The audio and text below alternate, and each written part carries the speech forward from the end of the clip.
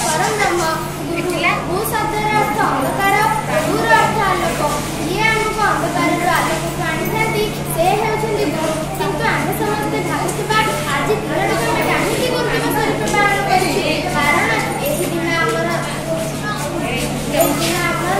राष्ट्रपति डॉक्टर सर्वपल्ली राधाकृष्णन जन्मदिन।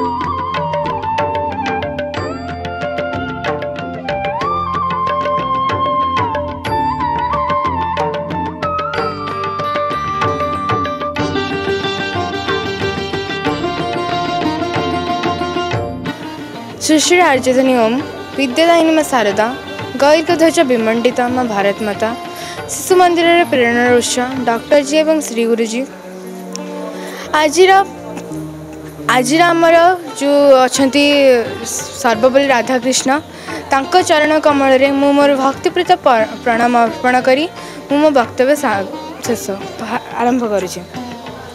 गुरु गुर अर्थ होची अंधकार रूर अर्थ होची दूरेवा। गुरु शब्दटी आमे पूरा अर्थ बुझिले गुरु आमको अज्ञान रूपक अंधकार ज्ञान रूपक आलोक को गति कराई थांती जहाँठार आम शिक्षा लाभ करूँ ताहाको आमे गुरु कही था। गुरु जड़े एकाधारे समाजसेवी प्रेरणा उत्स अटंती।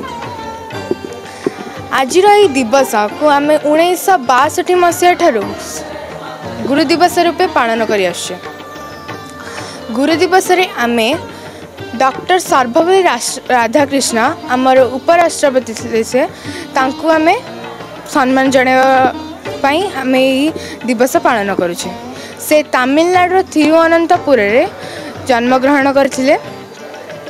तांकर जन्म दिवस को आमे गुरु दिवस बा टीचर्स डे रूपे पालन करुछे। जहाँठार आमे ज्ञान लाभ करिथाउ ताहाको आमे गुरु कहिथाउ।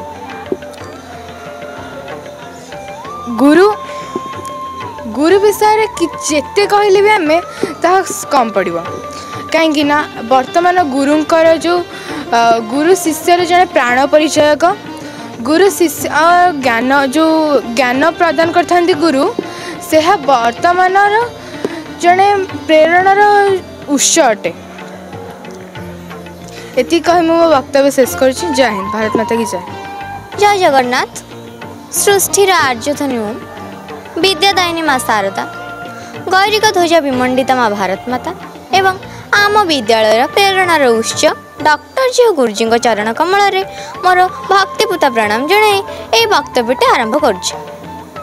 तेबे आज एक पवित्र दिवस अर्थात आज हूँ टीचर्स डे गुरु दिवस। ए गुरु दिवस रे जड़े आम भारतर उपराष्ट्रपति डॉक्टर सर्वपल्ली राधाकृष्णन का जन्मदिवस 1962 मसीहा रु तांकर जन्मदिवस को आमे गुरु दिवस रूपे पालन करुछु। तेबे सही महान व्यक्ति जनक आम भारतर जड़े दार्शनिक राजनैतिक एवं जड़े आदर्श शिक्षक थिले। से छात्र मानक बहुत भल पाउथिले।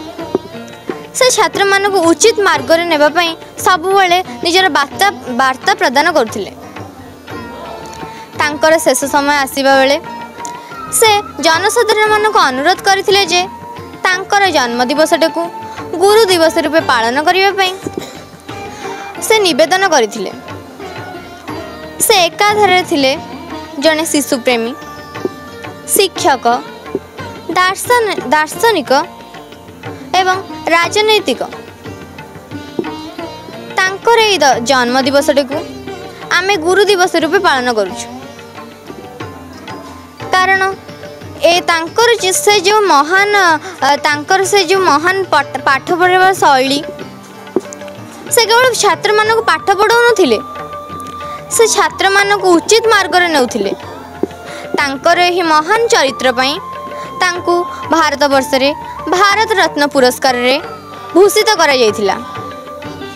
तेणु सही महान गुरुंग विषय आ कोन कहबी, जहाँ भी कहबी ए विश्वर समस्त शब्द तांको पई छोट पड़ी जीवो। तथापि तांको पई पदटिए ना तांको प्रशंसा लोड़ा, ना तांको सुना रूप परी उपहार लोड़ा। तांको तो बस केवल आत्मीय शांति लोड़ा। आत्मीय शांति तांको सेतेबेले मिलथाए जेतेबेले जने छात्रर आदर्श छात्रर यशगान सारा विश्व रे होइथाए। एति कही मो वक्तव्य को मु सांग करूची। भारत माता की जय। धन्यवाद।